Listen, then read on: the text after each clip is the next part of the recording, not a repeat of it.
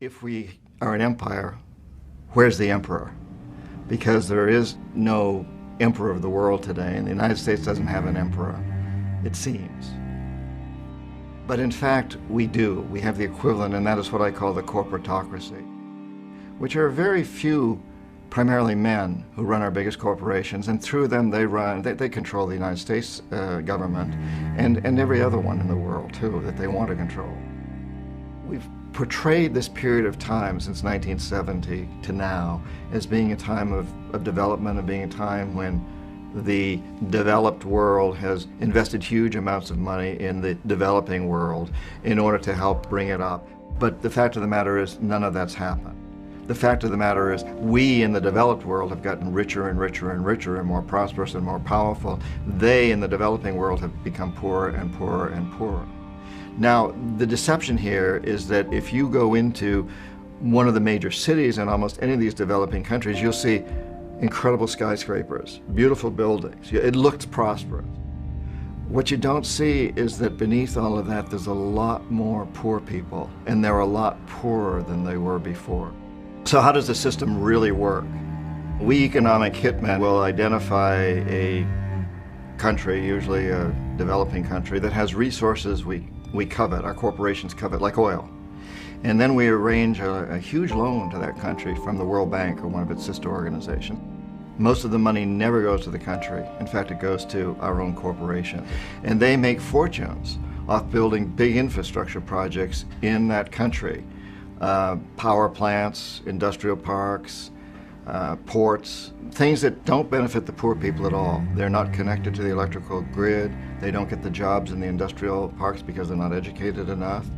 So at some point, we economic hitmen go back in and we say, you can't pay your debts. You owe us a pound of flesh. You owe us a big favor. So sell your oil real cheap to our oil companies, or vote with us on the next critical United Nations vote, or send troops in support of ours to someplace in the world like Iraq. And so we use this whole process, getting their money, basically, money we loan them, to enrich our own corporations, and then to use the debt to enslave them, to imprison them, to get them to have to agree to selling off their resources cheap. We've put this country in a terrible, terrible situation, a terrible predicament. People are left holding this huge debt, and as a result, they can't afford the education systems, the water and sewage systems that they need, the health care and all the other amenities that they need. And of course, that in turn feeds the whole system, so we can go back in later and offer another loan. We think foreign aid is altruistic, that it's there to help people.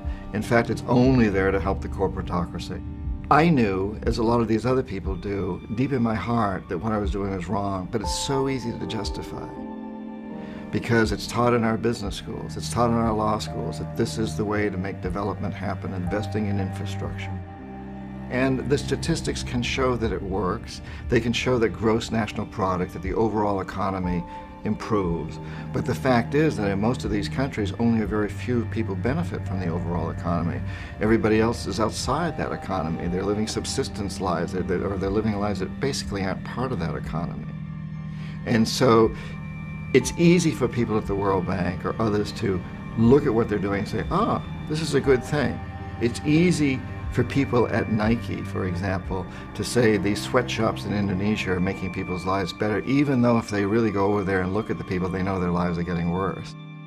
I often go out and talk with Guatemalans or Colombians or Mexicans or people who are here mowing our lawns and picking our fruits and vegetables, these immigrants. I have never spoken to one of them who wants to be in this country. They all want to be back in their countries, and these are beautiful countries.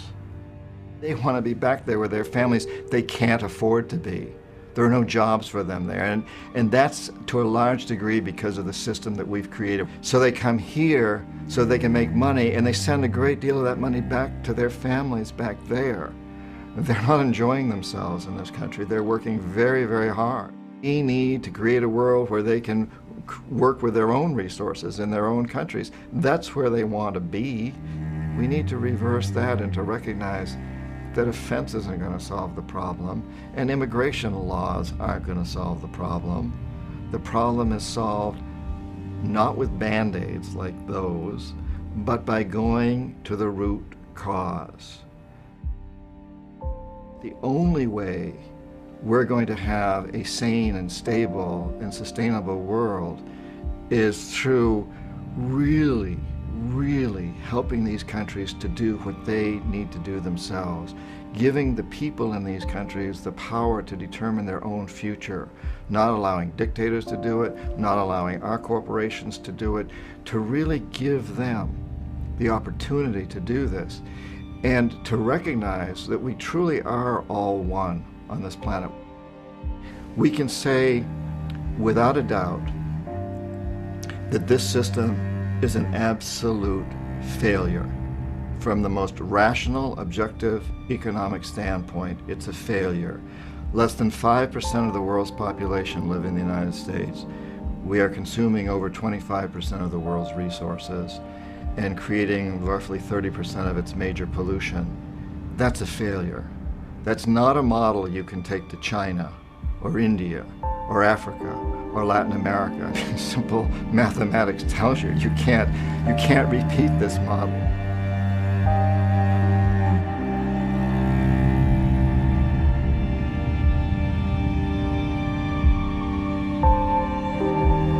Piensa por ti mismo. Wake up.